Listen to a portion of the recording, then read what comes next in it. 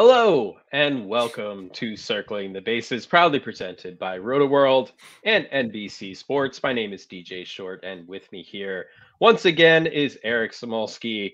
The World Series is behind us. Congratulations to the Texas Rangers on their first ever World Series championship. And just like that, the MLB offseason is underway.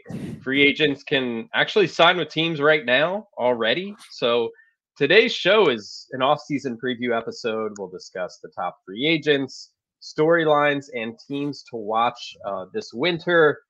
Eric, how's it going? I know so far we haven't seen a lot of player movement, but managers has been Yes. the hot topic so far this week. Yeah, and also we saw player movement long before I thought we could. I didn't even know, and I've been following and writing about baseball forever. Like the day after the World Series, it was like we had a trade with Mark Canha going to the Tigers, and I was like, I didn't know we could do this. Right. And so that's been fun. Yeah, the manager stuff is really interesting. Obviously I'm biased. I played baseball with Stephen Vogt growing up. So I'm super happy for him. He deserves it. He's going to be great in Cleveland. The Craig Counsell stuff was wild. The Cubs, I guess, sneakily interviewing him while they had a manager employed. They've done that before. And it does kind of make me wonder, like, I don't want to say anything disparaging about Craig Counsell as a manager, because I think he's obviously a good manager, but is he good enough that you would make that type of move when you have a manager under contract and then also pay him $8 million? Like, that's an aggressive move and a lot of money. And I see a lot of people reacting to it like they just signed a premier free agent. And I say this as a baseball fan. Like, I just wonder if the manager really has that level of impact at this level of baseball. Right. I think, Counsell was linked to the Mets. They obviously have the funds. So if they wanted to outbid the Cubs, they could have done that. I think some of this is geography based too with Counsell. He wanted to be near his kids so he can kind of stay in that area there. But the Cubs were willing to pay this number. I think the Mets had a different kind of mindset there where, like you said, as far as the manager and kind of the responsibilities in today's game, it's not quite as much as it used to be. And Counsell, being a former player, I think it was, and this was mentioned in some news stories leading up to his decision, that the money was important to him because when you look at the salaries of Major League Baseball managers, they're like really low and they haven't increased, at least relative to some of the other sports. It's hard to, make an apples to apples comparison because baseball managers, like we said, quite a bit different than some of these other sports. But I think it was important to him to kind of raise the bar for future managers. It was interesting, David Ross was a World Series hero for the Cubs to so to kind of cast him aside, like not cool, I think, but sure. And we've already heard David Ross linked to the Padres, so maybe he won't be out of a job for very long, hopefully. Yeah, and I think it's important to say that we know that the Cubs they're trying to win baseball games, and being cool and nice is obviously something you want to do, but the ultimate goal is to win baseball games. And if they felt Counsell helped them win more baseball games, then so be it. And I also don't begrudge Counsell wanting to remain close to his kids. Like, I think that's a totally valid reason to pick a job. My question is more just on the impact of a manager in today's game, and whether that kind of swing will really have an impact in the standings that's proportionate to the response that we've seen of the Cubs are right now winning the offseason. So we'll see how that goes. I know, there's still managerial roles to fill in Houston. There's still managerial roles to fill with, mentioned San Diego. The Angels are interviewing Ron Washington, I saw was reported. So Buck Showalter. Yeah, Buck Showalter. Angels, so there's still some pieces to fall. I would love to see new faces. Sometimes it just becomes like a musical chairs. Yeah, Brad Ausmus is on another, he gets another job, and you've been there, done that. So we'll see what happens. I mean, I think after the recent World Series, You see Bruce Bochy win again. Mm-hmm. You see Dusty Baker win, and now there's kind of the narrative like, well, you gotta have the old school guy in there, just because they won the past 2 years. I don't think that has to be the case, but what we've heard from New York Sports Talk Radio after the Mets hired Carlos Mendoza to be their manager, bench coach of the Yankees. Yes, he's managed in the minors. He's been a coach in the majors for a long time. Mets fans a little bit underwhelmed. I don't care personally. Like, as long as David Stearns has a good relationship with Mendoza and like he has a good relationship with the players, like, I don't care. Just like win baseball games. They haven't been able to win since 1986 with any level of experience and no experience and good with the media and not good with the media. Whatever, it hasn't worked. So yeah, sure. Let's just kind of see what happens here. Yeah, and I think like the idea that he's really good with like the lineups, right? Like he plays the matchups really well. It's like, okay, that could be a tick in the box of a particular manager, but it also tells me that the lineup isn't strong enough 1 through 9 that he knows who he's playing, right? That was like a thing with Bruce Bochy in Texas. Like he wasn't really changing the lineup. He didn't have to play matchups and try to execute like this. He had a roster. He filled the lineup. I think that's you heard some of those comments from Buck Showalter after he was released after the Mets relationship was done, of like there was maybe some meddling in that lineup, and that was because the roster that was on the field for the second half of the year in particular, but really from the start, which is why it didn't work out so well from the Mets, had a lot of holes in the lineup that required finagling pieces into them, and that opened the door for disparate opinions of who should be on the field. And I think that kind of those issues can be solved when you do what the Rangers do and spend a lot of money to fill your lineup and get good players in there. Yeah, spend a lot of money. That's a good segue into our offseason preview here. Before we get into that, though, all eyes will be on Las Vegas Sunday night. You don't want to miss a matchup between stars Sauce Gardner and Devontae Adams as the Jets travel to the desert to face the Raiders. Coverage starts at 7 p.m. Eastern, only on NBC and Peacock. Maybe you aren't excited about that matchup. I don't know. I was gonna say, will all eyes be on that? I will be watching because I can guarantee you, I'm gonna have like a parlay on that game. Sure. And I will be eyes will be glued to it. So it's football. It's on TV. You'll be watching it. Yeah, I've got the Raiders as my sleeper defense in our videos of the week. So I got to see if my call works out. Going up against Zach Wilson, pretty easy call.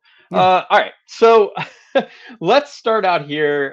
Just looking at the top free agents list, we saw who got qualifying offers from their teams this week, and I believe it is 7 total that received qualifying offers. And just so you know, the qualifying offer this offseason is valued at $20.325 million. This offseason, players have until next Tuesday, November 12th, to decide whether to accept. So this list is names we would expect: Shohei Ohtani, Cody Bellinger, Matt Chapman, Sonny Gray, Josh Hader, Aaron Nola, Blake Snell.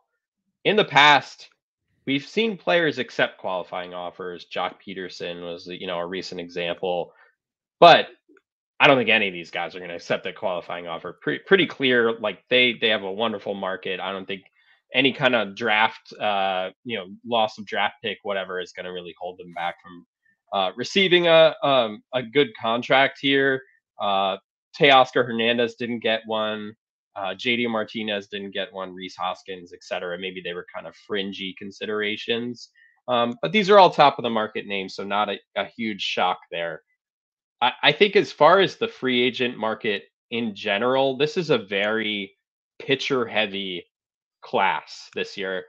I think more so than the position players. I think in terms of position players, that's going to be the trade market. I think we might see a lot more move with position players on the trade market, because if you look at the way that MLB front offices view their position players, they're locking those players up early. So we're seeing fewer and fewer of those players hit free agency. It's a little different with pitchers, and I think that's reflected in Matthew Poliat did a top 111 free agent list. You can read it on NBCSports.com in the fantasy baseball section. Does a great job with that, but you can look at his just the 11 out of the top 13 players on Matthews' list are pitchers. Mm-hmm. Yeah, I think the only pitcher that I could see, or notable pitcher that I could see being traded in the offseason is Corbin Burns. And it's just, checking in on that. What are the Brewers planning to do without Brandon Woodruff this year? Are they going to make a run? Are they not? Other than that, yeah, you're right. You see pitchers more moved at the deadline because, teams know what they can get for, 2 months of an ace or whatever. Or the Dodgers trade for 2 months of Lance Lynn and then don't offer him a qualifying offer. And then he's a free agent who's pretty low down on Matthews' list. Yeah, exactly. So when you're looking at position players, it's Cody Bellinger. He's number 4 on Matthews' list. Looking at some of the other free agent rankings out there, that sounds about right. Coming off a really solid bounce back year for him, won the NL MVP in 2019. Really bounced back nicely this year. Matthews' prediction for him is 6 years, 168 million. I've seen predictions actually be quite a bit higher than that with some other publications. To me, he's the most polarizing free agent out there, because when I look at his numbers this year, yes, in terms of the plate discipline, it was really impressive the way he turned things around. But the quality of contact is not quite backing up what he did this year. And I wonder, depending on where he signs, if he signed with the Yankees and the short porch and all that, maybe that will work. But still, it feels like maybe it's a trap to me. When we had Paul Sporer on our show a couple months ago, and we kind of looked at some of, we talked about, Bellinger, we talked about hits and misses of the year. And I said that to me, Bellinger to the Yankees makes the most sense in the world. Yep. I don't know if they'll do it.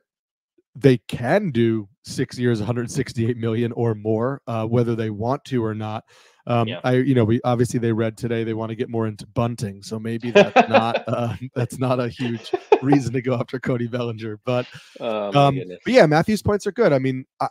But I think if he's gonna do what he did, even with career worst barrel rates and hard hit rates, then if you still are an organization who sees something in the swing and thinks you can, tweak some things and get him back to the levels we've seen, we know that he can produce without his best stuff. And he's only 28. So, 3 or 4 more years probably of strong, solid athleticism from him and, good speed numbers and good defense and all of that before you even have to start entertaining mixing him in regularly at DH.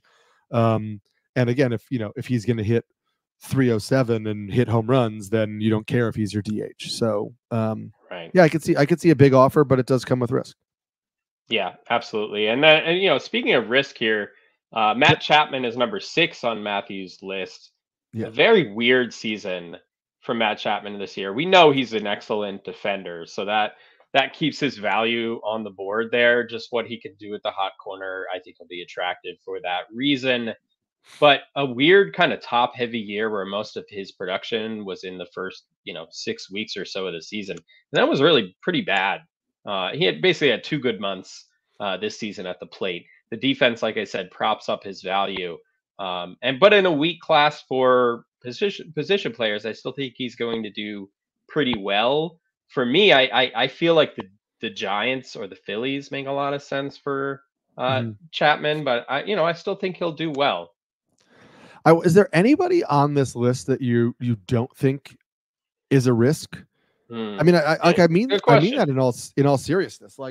Even Shohei Ohtani, who we know is a very good player and is obviously a slam dunk in terms of him being talented, if you're shelling out the type of money that people are talking about shelling out, he better pitch again at some point during that contract. And obviously he's a hitter for just next year. So he, toes that line of, is he a hitter or not?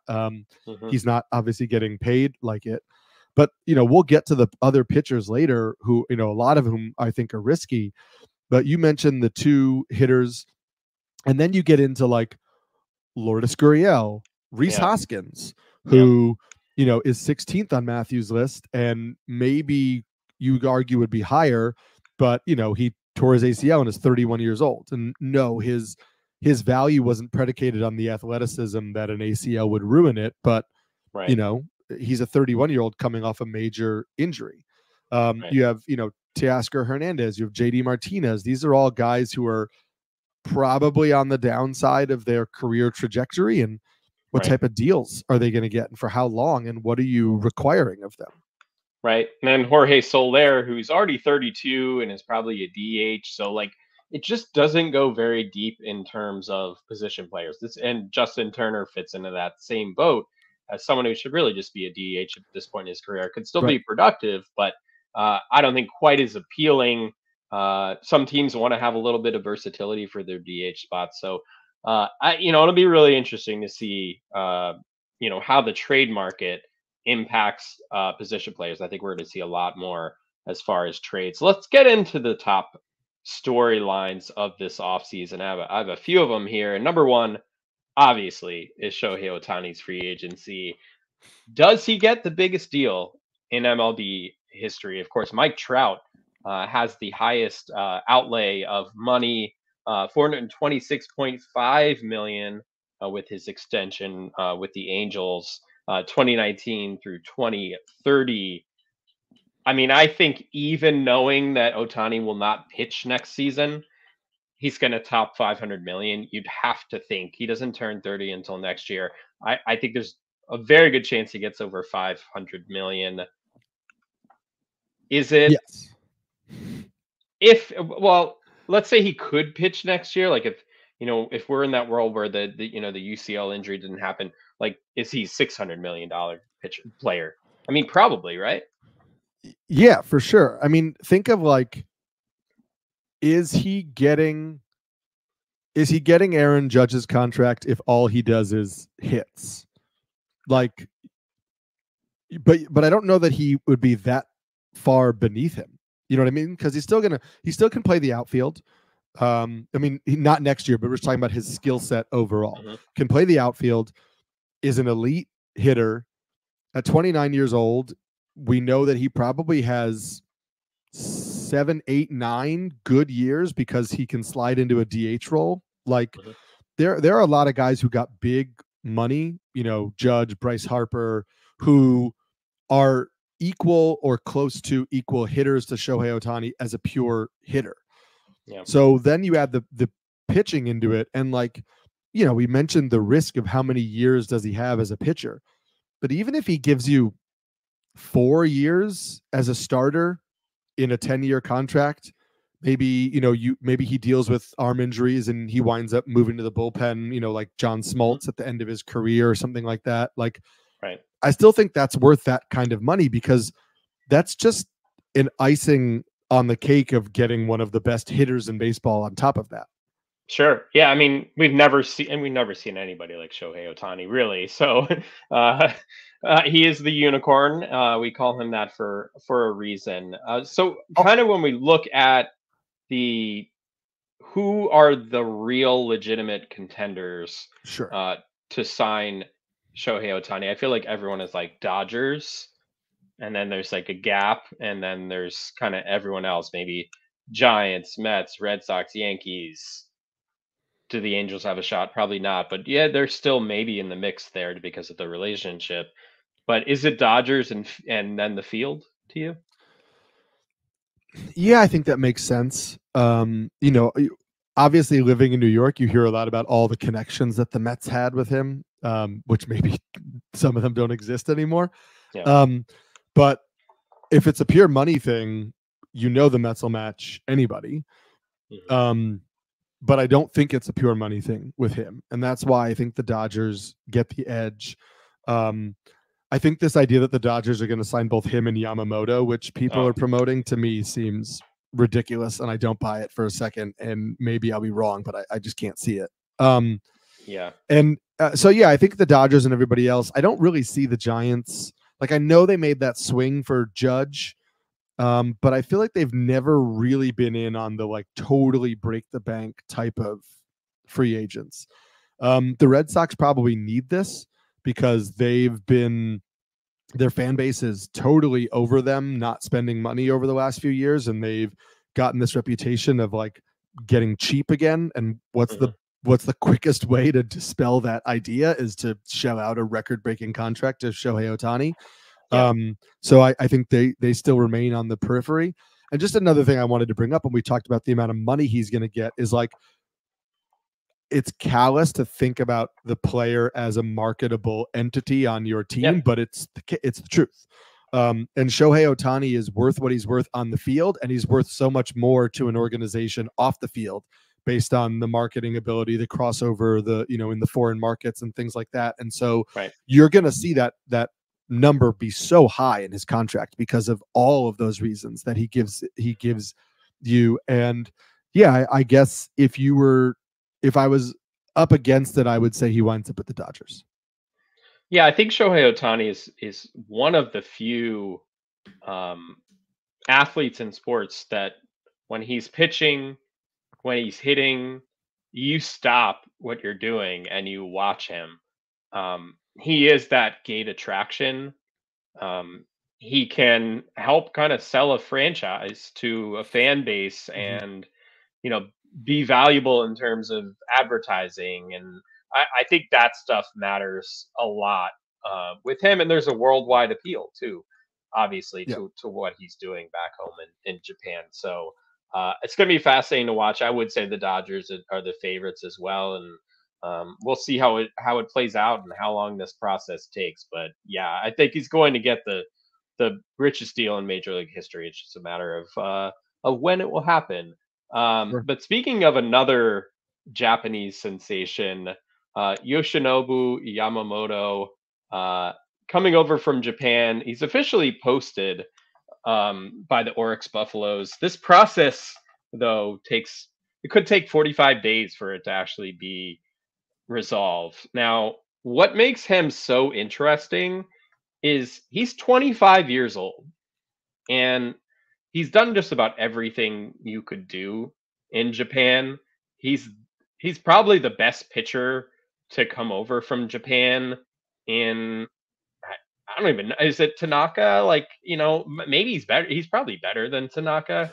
His stats are very similar to Tanaka's when Tanaka was in the MPB, but I think the raw stuff for Yamamoto pops in a way that Tanaka was that splitter forkball, whatever he wound up referring to it, which was elite, but didn't necessarily have the depth of the arsenal that Yamamoto does.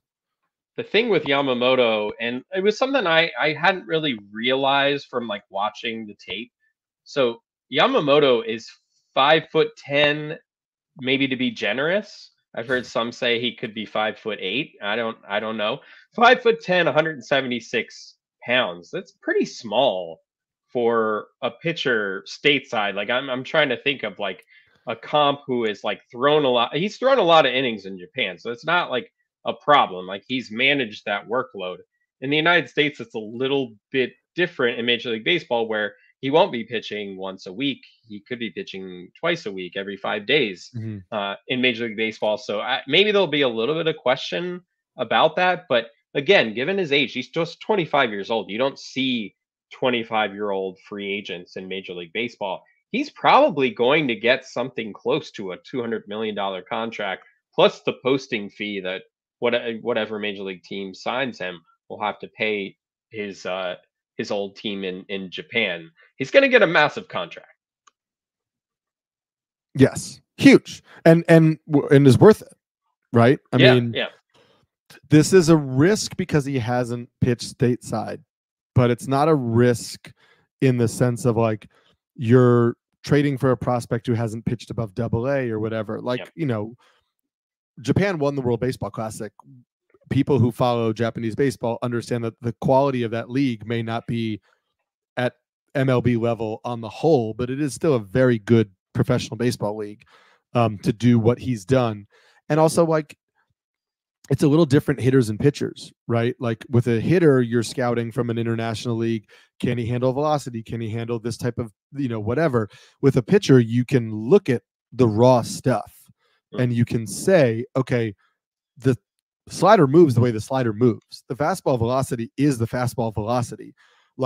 If I believe that stuff is good enough to miss bats at the major league level, then that's the quality of that raw stuff. Right. And if we're gonna talk about like where he goes, my prediction is the Red Sox. Interesting. He and Masataka Yoshida were teammates for 6 years in Japan. They're apparently very close. They talk all the time. Yoshida has openly mentioned that like he obviously would want him in Boston, and he's not gonna like. It's like that kind of like respect thing that happens in a lot of other cultures where he's like, I'm just happy he's coming over. I'm not gonna like ruin our friendship for this, but I do want him to come here. And again, I think like we talked about, Boston needs to make that big splash, and I don't think realistically it's Ohtani, but I do think it's Yamamoto because I think it works with the timeline of what they want, which is, they've got these guys like Casas and Ceddanne Rafaela and, Marcelo Mayer and all these other guys coming up where a 25-year-old starter fits that timeline to shell out big bucks on. So that's my prediction.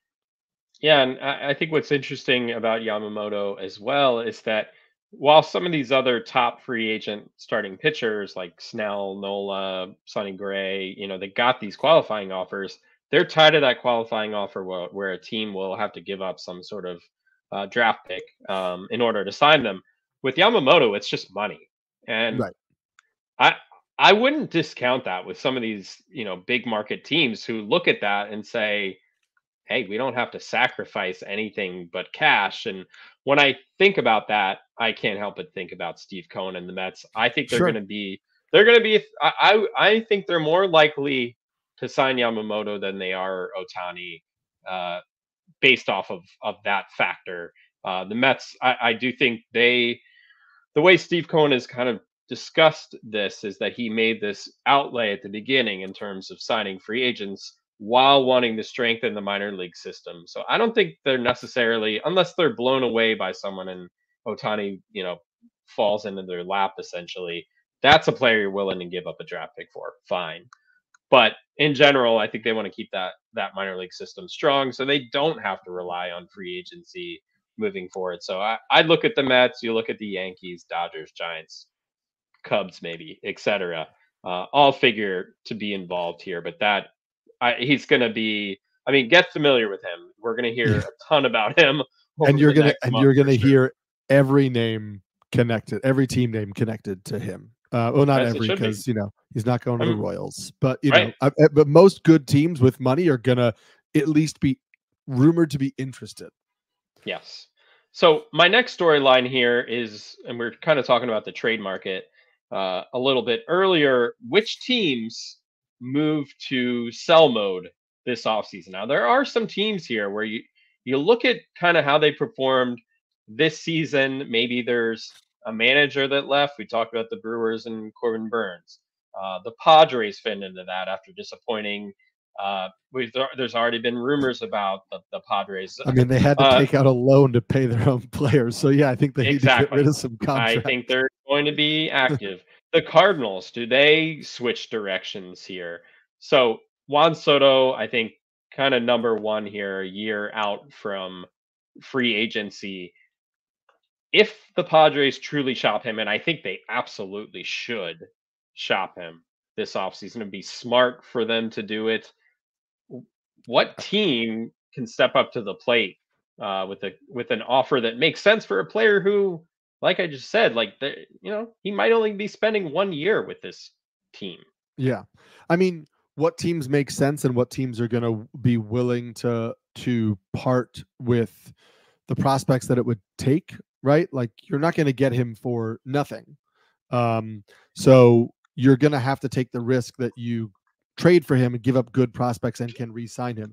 I think obviously the Yankees and Mets are right up there because they're teams that you have to feel like they feel good about their chance to then sign him to a deal. The Yankees probably have more prospects to deal, but the Mets have some highly thought of lower level prospects that I could see being involved in that. The Red Sox are another one. They revamped their farm system with Chaim Bloom. Thank you, Chaim. Now find a new job. And so they have the assets to make that move.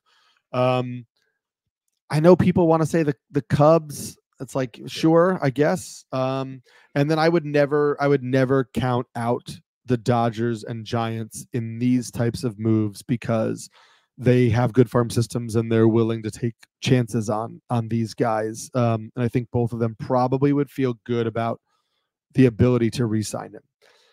I did read something that, like, the Padres are hoping to trade, like, Xander Bogaerts and all these other players to keep Juan Soto.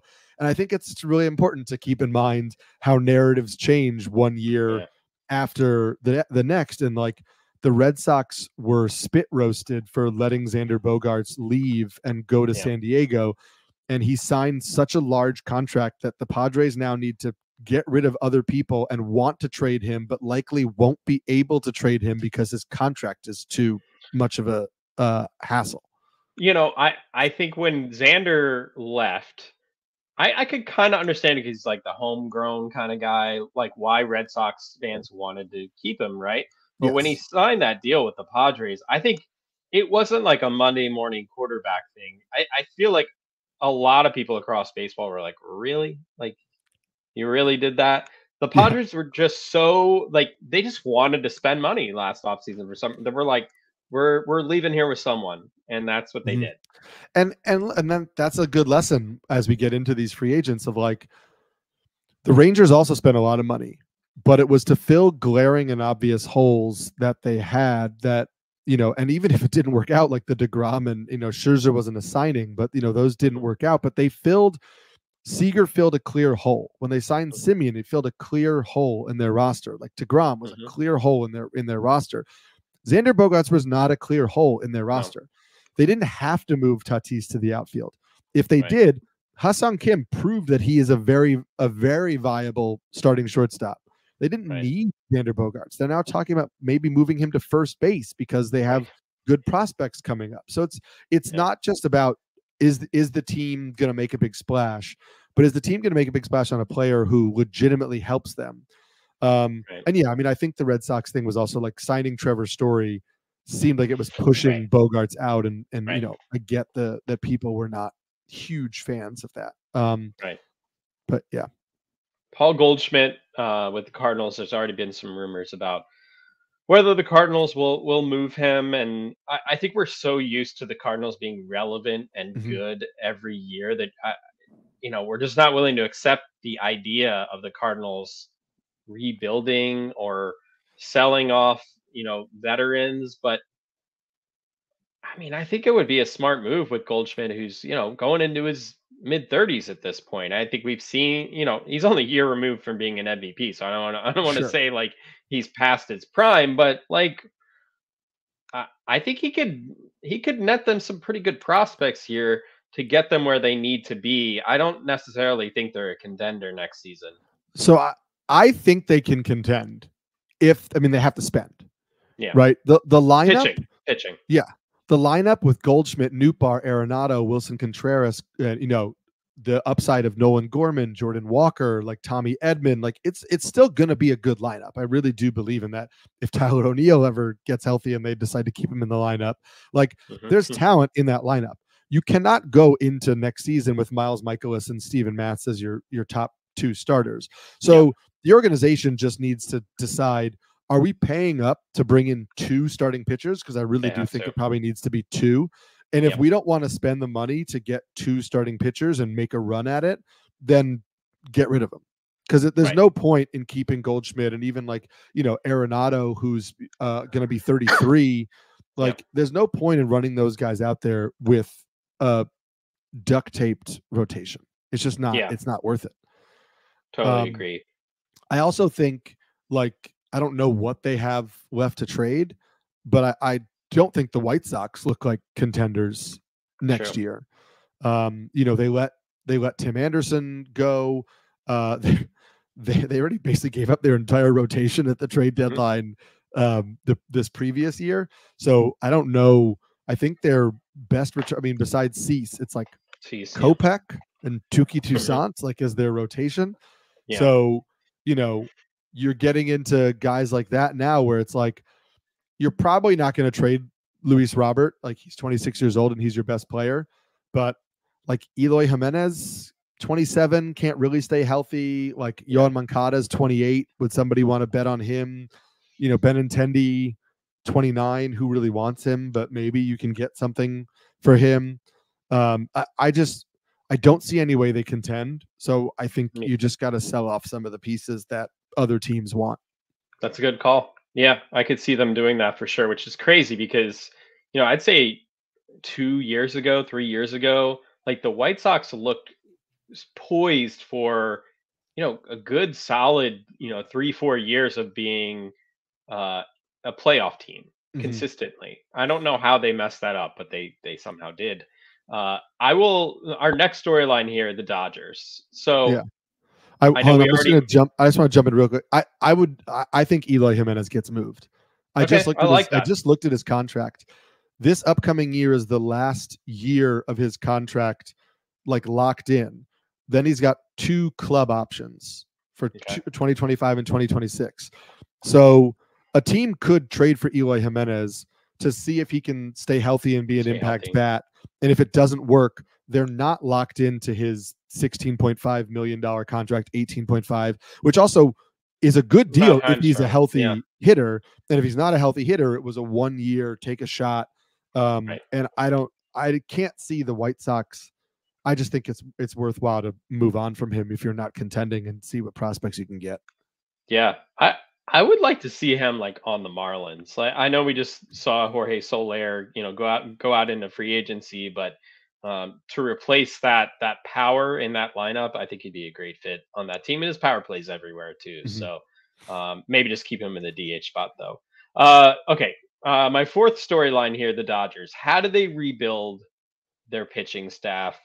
Julio Urias' future in doubt, as we know. Clayton Kershaw, future also in doubt for a different reason. Free agent, undergoing shoulder surgery. Lance Lynn is a free agent as well. So you look at this Dodgers rotation right now. Bobby Miller, who we like a lot of potential. Walker Buehler coming back from Tommy John surgery. Then Ryan Pepiot, Emmett Sheehan, Gavin Stone. That's their projected starting 5 for 2024. That will not be the rotation they go into next season with. But who do they have in that rotation? Like I know we've already mentioned Ohtani, but he's not going to pitch next year. Like Ohtani feels like the obvious fit for the Dodgers. He's not going to pitch next year. You mentioned a little bit earlier. There's kind of this narrative out there. Oh, maybe the Dodgers signed both Ohtani and Yamamoto, which would be amazing. But I don't know if they're going to do that. To me, I feel like the Dodgers need Yamamoto more than they need Ohtani, which sounds crazy, but I feel like they really do. Yeah, I think if you bank on one of the young pitchers, one of the Pepiot, Sheehan, Stone, even Kendall Williams, who I kind of like and has looked pretty good in AFL, like you bank on one of those guys being a worthwhile every day or every 5th day starter, you still need 2 spots in your rotation. I see the Dodgers, like they tried to trade for Eduardo Rodriguez at the deadline, and he rejected the trade because it had to do with uprooting his family in the middle of the season. He's maybe potentially more open to it now that he's a free agent and he has more say in the move. You have time to get settled and exactly like and all that stuff. Jordan Montgomery. Like I see the Dodgers, Marcus Stroman. Yeah. Right. Like I see the Dodgers playing in that range a little bit. They're obviously going to be in on Ohtani and Yamamoto, but I also see them making that kind of intriguing. Let's bet on ourselves with a pitcher who maybe doesn't have that upside, but we can get. They just really need a middle of the rotation starter. Like Buehler and Bobby Miller can carry that rotation. I really believe. Like if the Dodgers got Michael Wacha and Jordan Montgomery to round out the rotation, like that's not really a bad fit. They're going to re-sign Clayton Kershaw too, by the way. We just don't know what he's going to give them. But he's not signing anywhere else. He might retire, but he's not going to sign anywhere else. It's a shoulder capsule type of surgery. And anytime I hear that, I think about Johan Santana and how that all played out. So we may, maybe we did see the last of Kershaw already. Who's to say for sure? But I agree with you. I don't think that he's going to pitch anywhere else. And I would expect the Dodgers to re-sign him and like kind of just see For how he sure. looks, midsummer next year. But looking at, outside of the free agents where there is Nola, like we said, Blake Snell, Jordan Montgomery, you mentioned Sonny Gray, Eduardo Rodriguez, Marcus Stroman, Lucas Giolito, guys like that. Could the Dodgers trade for Corbin Burns? They could, yeah, for sure. He's definitely a name that I would look out for. Also, like we talked about him on the last show, but Shota Imanaga, who's the other pitcher from Japan who's coming over, who's a 30-year-old lefty who's a little bit more of a kitchen sink kind of junk baller who has a lot of different pitches that move and does not have overpowering stuff. Like I could see the Dodgers making a signing like that as well if they were to miss out on Yamamoto. Is like, maybe they do get like him and Stroman or him and Giolito. Like, Giolito is an intriguing one too, because we've seen that upside with Giolito. And so a good organization may think, we still see that version of him hidden in there. Right. So, I try to make a tight bunch of storylines here. My number 5 is like the team that I'm really watching this offseason, because I do feel like there's some teams on the rise who all they need is a couple of tweaks to their roster this offseason, and they could be legit World Series contenders. And that feels weird to say it with the Orioles, who had a great regular season this year, but were dispatched very early. No Felix Bautista next year, had Tommy John surgery. So this is a team with the Orioles. I think they need another starter, mid rotation or higher. I do like what they have with Kyle Bradish, Grayson Rodriguez, a healthy John Means. That's a solid 1 through 3 in that rotation. But I think they need a good reliever, and they need at least a mid rotation starter. If they do that, I'm not saying sign Yamamoto, but if they sign a solid mid rotation starter, you can really bank on not Kyle Gibson. And a experienced late inning arm. They're right there. They have the position player core. They need to just invest in the pitching, and I think they could go far in the postseason. It is a crapshoot, but I think they would be much better positioned to take that next step forward. Nola to the Orioles just makes so much sense to me. I love that. To me, it checks so many boxes. And I think he'd be a really great fit there. Another guy who we haven't talked about, like Tyler Mahle, is really interesting because he's 29 years old. He seemed to be unlocking a level before getting hurt. I could see a organization that trusts itself like the Orioles, gambling on somebody like that, or a Giolito, and saying, we're not going to throw big bucks at one of these top guys, but we could maybe try to remake somebody else. I love the idea of them signing like Robert Stevenson, who was lights out for the Rays at the end of the year and can absolutely close for Baltimore next year. So something like that is really interesting. I like that. Maybe they bring in Aroldis Chapman. Chapman's 36 years old. He might just want a 1-year deal. Who really knows? But yeah, the Orioles are interesting to me. I'm really curious to see what the Diamondbacks do. We know they got to the World Series, but we also know there are holes to fill on that team. There's a lot of intriguing young talent. I think, the World Series was a clear indication that they need more starting pitching depth because that bullpen game did not go well for them. I wouldn't be shocked to see the Diamondbacks in on a starter or two here to really kind of like push them over the top. And then I know we talked about them before, but like the Yankees and the Red Sox aren't going to sit idly by and watch the Rays and Orioles take over the division. They've been at the top of the division for long enough. They have the resources. They're gonna make swings. And so the question is, what those swings are. But I'm really watching for those two teams as well, because I think, I think they have to be active. I think the Reds are a team to watch too. I don't expect them to spend like super aggressively, but I could see them adding another experienced starter to that mix. And I I think the think they have to be. Orioles and the Reds will kind of be Yeah. in that same bucket as far as starting pitchers, where like maybe they take a shot on like a Frankie Montas, like Mhm. bouncing back, or Yeah. Kenta Maeda, or like Seth Lugo impressed this year with the Padres. And I could see him getting a not a huge deal, but like a reasonable contract where you're not breaking the bank, but he can be a solid kind of mid rotation pitcher. Yeah, and the Reds, I think we need to watch for the trade market as well. I mean, there's so many young hitters on that team that Yep. you cannot put them all in a lineup. And Orioles if are you the same way. right, Yeah. and if you do the Orioles, right, the Orioles have to make a move too. I have a buddy who's a huge Orioles fan who really wants them to go after Burns, and they have the pieces to do it. They have Hmm. more than enough hitters to send to Milwaukee to get Corbin Burns. Right. So they'd be an option there. The Reds, I'd honestly hate to see Corbin Burns go to the Reds because it's just like I don't want him pitching in that stadium. That doesn't do No, anything for anybody. I doubt they'll trade him in Yeah, they're not going to division. trade him in division. Yeah. I could see the Orioles maybe trading like a Ryan Mountcastle to get like a reliever or Mhm. something like that. I think they'd be resistant to trade their top young talent while they're Sure. cheap and affordable. Not top, but I think like, if you look at like their outfield guys, like they had Colton Cowser and Kyle Stowers come up Hmm. and they were both like Yeah. not great.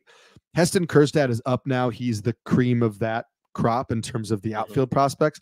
I think you could get rid of one of those other guys. And then like they're talking about bringing Jackson Holiday Yeah. to spring training, but they have Westberg and they have Gunnar Henderson and they have Connor Norby and Yeah. like they have too many infielders too. So yes, you want depth.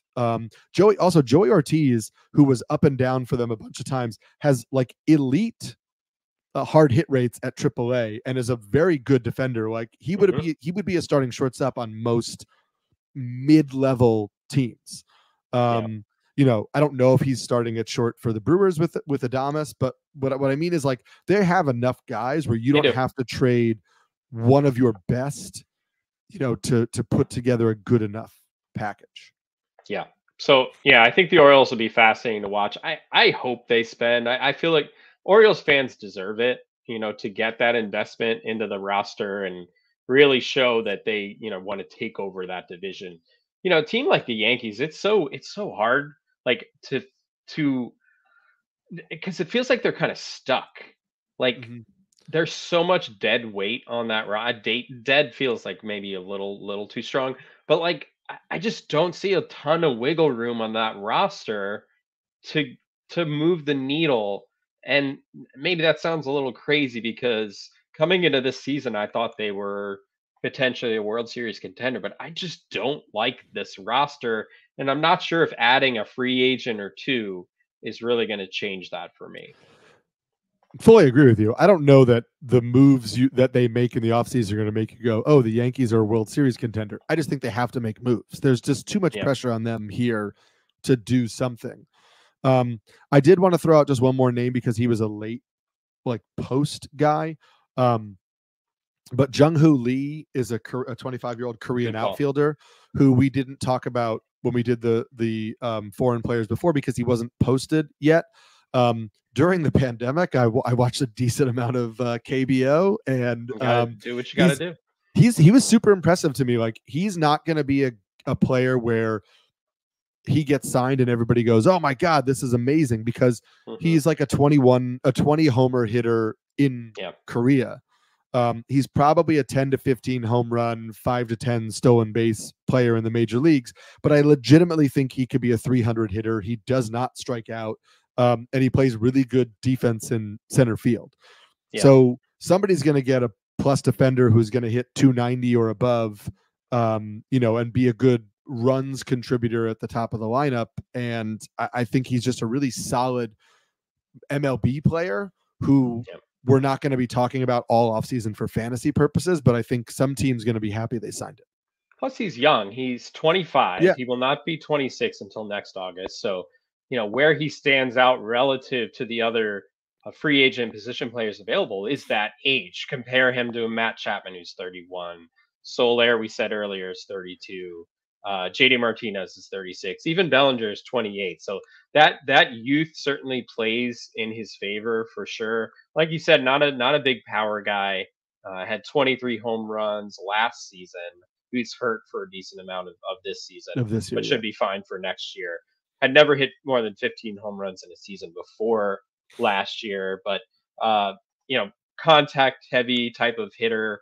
Does seem like he is a bad ball hitter. One thing I noticed about Jung-Hoo Lee, like watching the video of the past couple of days, like it reminds me of like Vlad Guerrero or Javi Baez, where they will still make contact, but there's like pitches that are like you should not swing at those pitches. So I'd be interested to see like how he makes that transition to Major League Baseball, knowing that he is a contact hitter, but he's a bit of a free swinger and a chaser. Yeah, I think that's okay if you're a singles guy, because if you're slapping stuff that's not a strike over, he's a lefty. If you're slapping stuff that's not a strike over the third baseman's head, it's not as big of a deal as if you're a home run hitter chasing bad pitches. Yeah. Vlad Guerrero, not junior, but senior, had the ability to like drive pitches off his shoelaces out of the stadium. So it worked out for him. Yeah, no, but it should be fascinating. Like I said, the age I think will make him really attractive. He's not officially posted yet because I believe the KBO postseason is still going. Yeah. So once that's over, we'll see him be posted. I believe it's the same kind of process, or it'd be like 45 days. But he's a name to watch for sure. Any predictions you want to give? Do you have one prediction you want to give to close the show? Besides the fact that I guess we got to, I think Eloy Jimenez is traded, and I think the Cardinals make a run. I think the Cardinals are going to sign 2 starting pitchers, and I think they're going to make a run rather than they're going to sell. And I predict the Red Sox are going to sign both Yamamoto and Teoscar Hernandez, who will slide into DH to replace Justin Turner. That's my prediction there. I'm going to make a prediction as well. I will say this might be controversial for people who are in the know with the Yankees, but I think the Yankees mend fences, re-sign Jordan Montgomery after letting him go after thinking that he could not pitch in a postseason rotation. I think the Yankees get Jordan Montgomery back, which would be a really big addition for the Yankees. I also think after all of what Max Scherzer said after the Mets traded him and the Rangers, the Mets aren't going to spend any money this offseason. I think the Mets will spend money this offseason.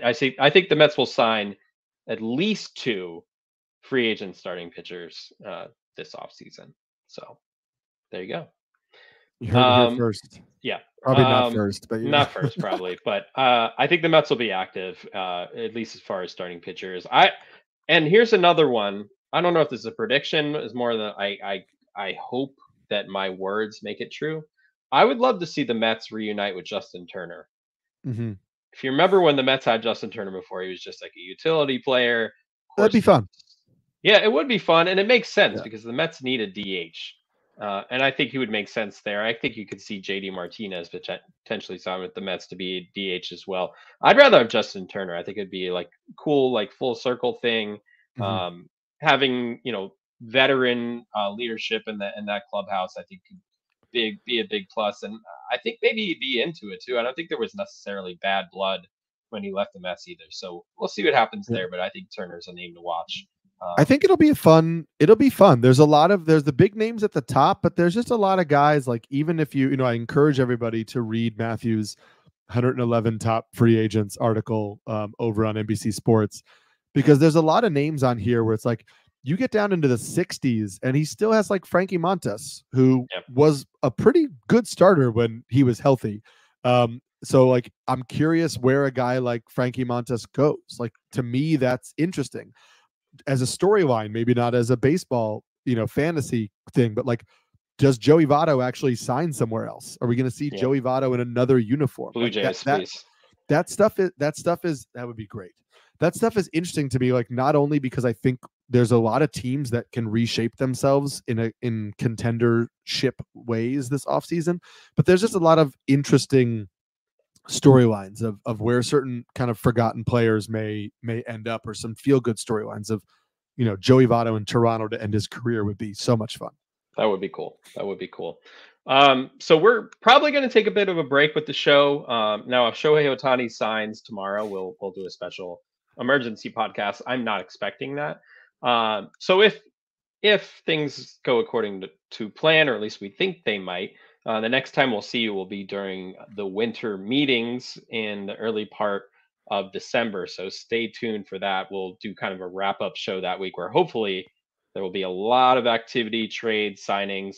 And I hope that for multiple reasons, because we're starting work on our Roto World Fantasy Baseball magazine. We're going to be working on that pretty much now through the holidays. Our production dates for the magazine are in early January. So we want lots of activity before we finish the magazine, because that gives us the best information to give to you guys. So we'll see you back here in a few weeks. Happy Thanksgiving and happy hot stove. Remember to subscribe to Circling the Bases wherever you get your podcasts. You can actually find all your favorite NBC sports shows on Amazon Music. Just head to amazon.com/NBC Sports. Be sure to add the Roto World Basketball show to your rotation now that the NBA season is underway. Also, follow us on Twitter or X if you don't already. Eric is at SamskyNYC. I'm at DJ Short. For now, enjoy the early days of the MLB Hot Stove, and we'll see you next time.